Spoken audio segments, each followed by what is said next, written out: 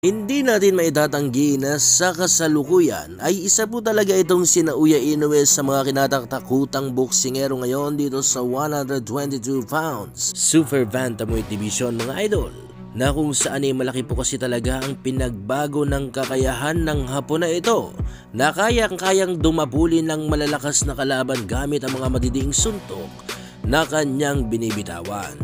Ngayon sa nalalapit na laban ni Uya Inoue para sa isang undisputed match dito sa Super Bantamweight Division mga idol, na kung saan ilalabanan ng Hapon na ito ang ating kababayan na si Marlon the Nightmare Tapales, ay may kababalaghan po kasing nahalata ang kampo ni Tapales sa kondisyon nitong sina Uya Inoue, na kung saan ay gusto ng kampo nitong si Tapales na magkaroon ng random bata testing para sa gayon ay talagang masigurado na walang panlalamang na mangyayari sa laban.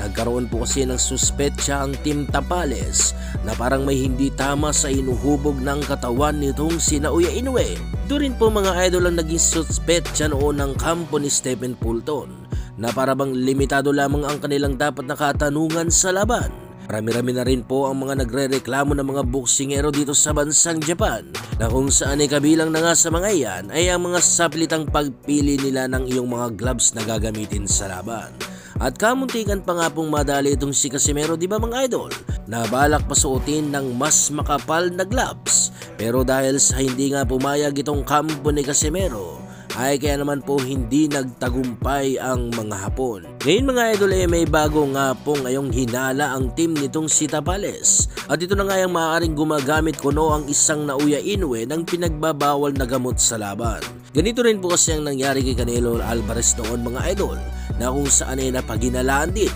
na gumagamit ng FEDS o Performance Enhancing Drug Supplement. Pero ano nga bang nangyari mga idol? Di ba napatunayan na isa po talagang PEDS user itong si Canelo,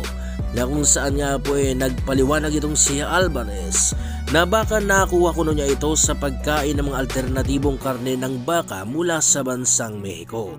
Ngayon mga idol isa pa lamang po itong suspetsa na gustong patunayan ng team nitong si Tapales. Pero kung ito po ay mapapatunayan mga idol ay katakot-takot na batikos ang sasapitin ng mga Hapon na ito, dahil sa kanilang sapilitang paghawak ng laban na dapat ganapin sa loob ng kanilang bansa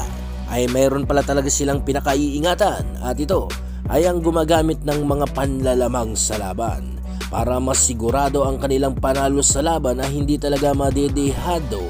ang kanilang kababayan. Diba dahil sa kahit konting punit lamang sa ulo nitong kanilang mga kababayan, kahit malayo naman sa mata, ay nagagawa na agad nilang mapahinto ang laban kahit na halata naman na hindi ganoon kadelikado para sa isang boksingero ang kanyang cut na natamo. Ito po ang dahilan kung bakit ayaw na ayaw po ng mga Hapon na lumabas dito sa kanilang bansa, dahil sa hindi papayag ang pamahalaan ng boxing na masunod ang kanilang mga patuntunan sa boxing. Kaya naman ano sa tingin nyo mga idol? Isang PEDS user nga ba itong sina Uya Inoue at gumagamit ng ilang kababalaghan sa laban? At atin na rin pong sabay-sabay panoorin ang labanang Uya Inoue at Nonito Donaire.